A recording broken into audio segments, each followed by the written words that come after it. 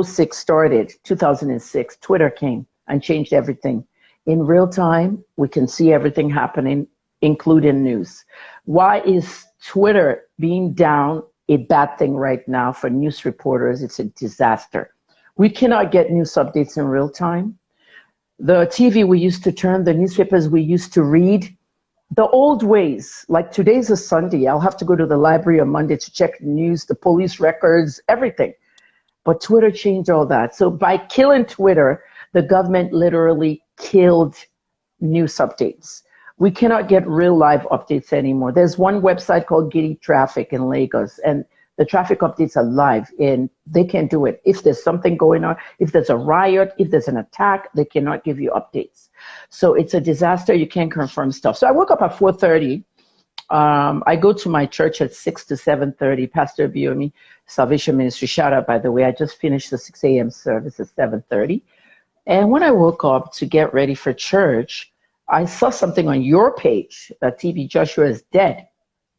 And I was a little bit disturbed because what you had was a screenshot of somebody who screenshotted a Wikipedia page. As a news reporter, the first thing I do is to go to Twitter in real time. You will see it everywhere on Twitter in real time. There was no Twitter for me. Everybody says access VPN. VPN is not what you think it is. As of this moment now, a lot of hackers and malware has entered many people's computers, many people's phones, many people's Twitter accounts, because they went into virtual private networks that they didn't know about. Now, for me to go on VPN, I'll have to use a carded VPN. It's too expensive, and that thing will suck at least 25 gigabytes out of your credit every day. I don't keep 25 every day. I keep at least 10. So at the end of the day, forget it. So I was using Facebook, news organizations that are credible on Facebook, and I was also using Instagram, but mostly Facebook. Now, at the end of the day, okay, I saw the same thing. Everybody's referring to this Wikipedia. Now, I am a Wikipedia writer, and I haven't done it in 4 years, 5 years. But in America, you know, and Canada, I did Wikipedia a lot. There are many articles I've written, including some in Nigeria. I'll get to one later on in another show, the NAFDAC one. The NAFDAC Wikipedia, half of the corruption you see there, I'm the one that wrote it. I'll get to that in another show. But going to Wikipedia, I emailed some of the admins. You know, there are admins in Wikipedia as well. They can lock your padlock. They can padlock your profile.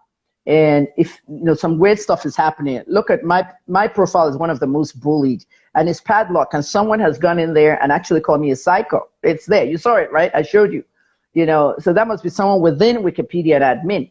But I contacted some American and Canadian admins, and they told me that it's very unusual to find an admin who will use a password for a public figure, but no date of death.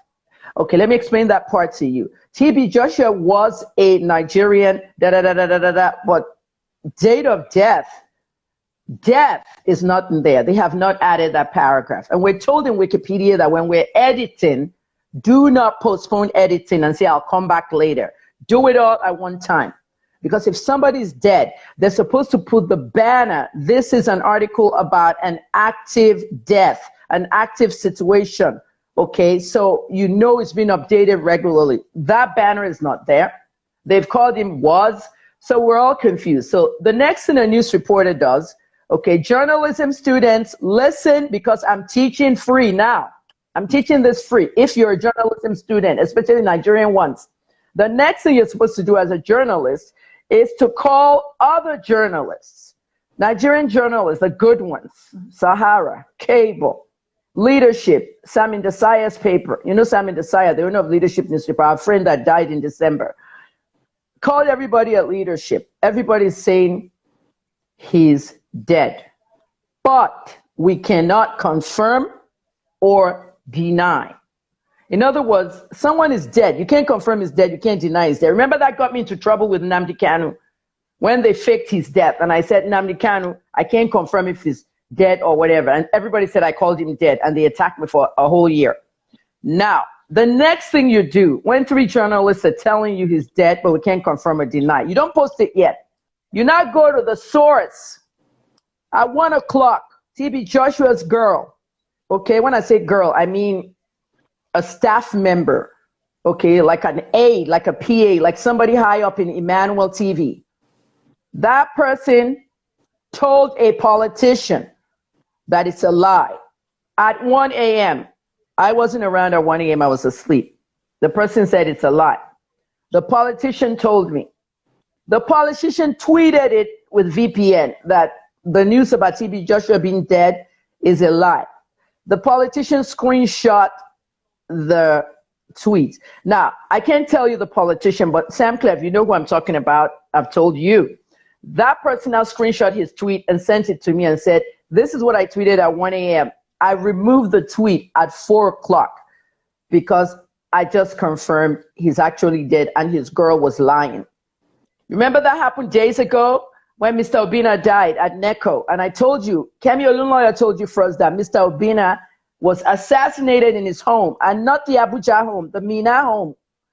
And his son, who is the source, told NECO, my dad died of a brief illness. His wife, who spoke to a media outlet, People's Gazette, said my husband was killed in here and they didn't take anything.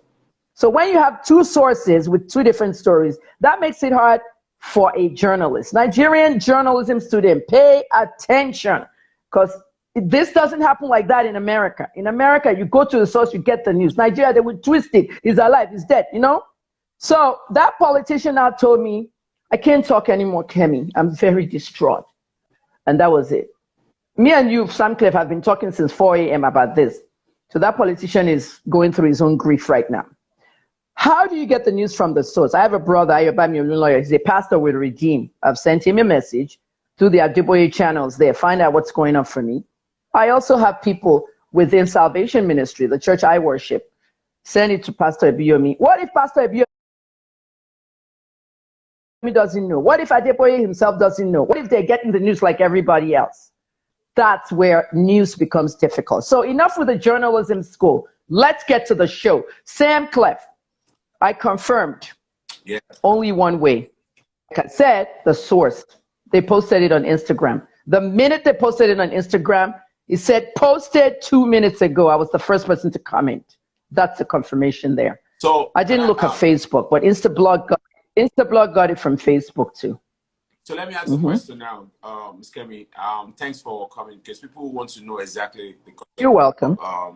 Of his death, because basically I myself, when I got information about his death, I had to confirm from I checked different posts. So that's why I have to put have coffee that you make in the machine. You also have instant coffee, water and coffee. So I had to do some instant investigative journalism within my channels.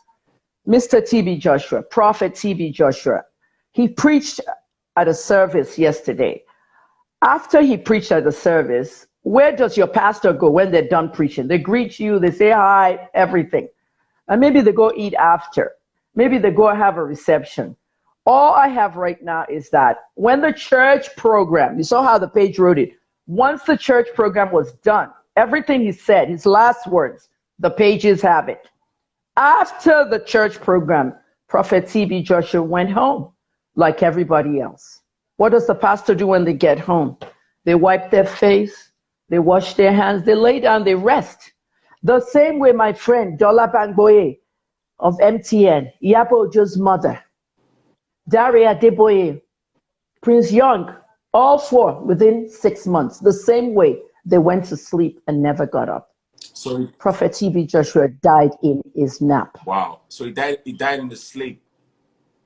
He died in his sleep, is what we will say, but he just went to nap. You know what a nap is? He wasn't sick. No, he just went. Nothing. He just preached at his church. Okay, that's what my investigation has gone to. I am not investigating what he ate after the church service or what he ate in his home. Did he eat at the church service? Did he eat at his home? Whatever he consumed between that service when he left the pulpit and his bedroom, okay? I don't know. I don't want to know. Okay, because people will say, oh, he was poisoned, he was ill. Whatever he drank, I don't want to know. It's never going to bring him back. He was a good man. But let me ask a question. Are they going to do like an autopsy to know exactly? Because possibly. Nigerian? Possibly. But autopsies don't need to be made public. We, the public, want to know what an autopsy says. Remember, it's good, especially when we have homicide or suspicious activities. But I can tell you right now, Did Daria Adeboye's autopsy go public? Ibidu Igodalo, after the reception she had when she started her new assignment and went to her hotel room, was her autopsy made public? No, Well, let me ask, it doesn't have let me ask to. you a question. Let me ask you this question, right? Because I know Pastor Adeboye's son just died, and now TV show. Oh, is it there? Is there, like, I don't know? Is there something? Is there a rapture taking place? Is there a rapture? Personally, I'll tell you my view. Okay, let's just kill that. Yeah, I know. Let's just kill that pharmacist, journalist, doctor, mommy, investigative journalist. Let's kill that. We that are here. Yeah, we didn't go to heaven. No. Let's kill. Yeah, look, when I die in my sleep, there's no Dr. Kemi or any of that anymore. Right now, this second, Sam Cliff, I'm Evangelist Kemi, and it's Sunday morning, the Sunday after TB Joshua died. There is a rapture going on. There is a rapture going on. There is a rapture going on. I've said it 3 times. Rapture. So rapture is supposed to happen once. I'm a spiritual person. Rapture when they open like different. Because this is why I'm asking this question, because see, just last month, Adeboye's son died. You understand? Yeah. So, another pastor lost their son too. So you remember? I just hear say Adeboye begin to die in his sleep. This is the way T. Joshua now die for his sleep. May not be like say rapture don't happen, no, and we will come down. Now we don't go heaven. No. It has happened. It is happening, and it will continue happening. Let me just tell you right now, because the way spirituality works, okay. There's one thing I want to know now. The world at large, they want to know what TB Joshua ate and drank. I'm the first to break this news when it comes to how he died. The church is not going to tell you how he died. Okay, they posted what they have to post. That's the end of it. The next thing you're going to see on his Instagram and Facebook is funeral arrangements. Finish. You're not going to see how he died. But you know what I want to know? Go ahead. Go ahead. Okay, let me finish. You know what I want to know? What I want to know, what you want to know is, what did he eat? What did he drink? All the people out there. But what I want to know is, who was the last person he bid goodbye? Have you ever discovered that in spirituality? Like Mr. TB Joshua said goodbye to somebody at the church, goodbye to somebody somewhere, or maybe his wife, or maybe his friend. Who was the last person he bid goodbye today before he went to bed? The question is this, right? Because I believe that on a good day, we're supposed to hear the sound of the trumpet. I don't know if the trumpet have sound, though. You understand? I don't know if you understand. But one thing I want to know, when death comes, right? Yeah. You can have the feeling. It's like an energy. It's an exit. You understand? So you have the feeling that death is around. Like when my junior sister, my little sister died, right? I knew when she died. I could feel the energy when she died.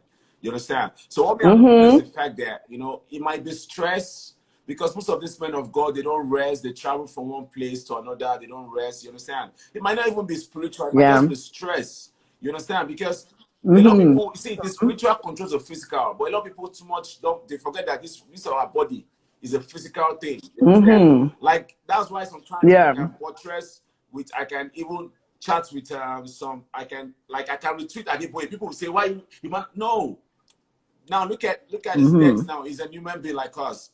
You understand? Like I was telling someone that there's no special heaven for any pastor. He has lived a good life, he has done miracles for people, and we appreciate him, you understand? I just want to say this, you understand, so that we don't keep people here waiting. Now that we know the cause of his death, we just want to wish him a rest. He should keep resting in perfect peace. You understand? Right. So, let me say something real quick. Now, yesterday, when you're investigating something, you have to have a reason you're investigating. Most investigations come as a result of 2 things. Suspicious deaths, which would be a homicide, and which police might be watching your work to make sure they're not, you know what I mean? Or if the family requests such, whatever. The second reason why you investigate is because people want more answers, especially his flock, the people he preached to. Okay, I understand from one person that messaged me this morning that he was at the program yesterday and he left the program abruptly. Sure, you understand what I mean? But some people were also saying he finished the program. Some said he didn't feel good. He was dizzy. He wanted to drink a glass of water. Some said he was ill. We don't know what anyone's going through. Sam Cliff, let me just tell you this. He's talked about stress and pastors moving back and forth, traveling everywhere. As I'm sitting here, for the last 21 years, 1999, I have been working out of my house since America. I was pregnant and I was a freelancer at CNN in Atlanta, and they told me I can work from home. And I had my own business as well. And I would go read the news at CBS 46 on the weekends. But becoming a blogger, journalist, working out of the house, the baby was born. 3-month-old baby sitting in the chair on the bottom of my table here. When he eats, I give bottle. When he, you know, I did that until the baby was 5 years old. Take him to the gate, school bus, come back. Baby was 10, walk him to the gate, walk to school with other people, come back. That baby is your boy now. And we're still working in the house. 21-year-old reached KJT. So it's like, as I'm working in the house, I'm stressed, and people don't think it's anything. Even the landlord and the neighbors and some fools that work in this building I live, they feel that because you're in the house, they can just do what they want. Oh, there's a leak coming down from your neighbor. Can we come in? You can't. I'm live with BBC. That's what I shouted the other day. I'm live with BBC. I'm in my office. I'm working. People don't know you're stressed out. I swear. We don't rest. And my legs now, my veins are paining me. I went to do Doppler test. They noticed that my veins in the venous is slower than the arteries. If it clots there, I die now. So we have to take time for ourselves.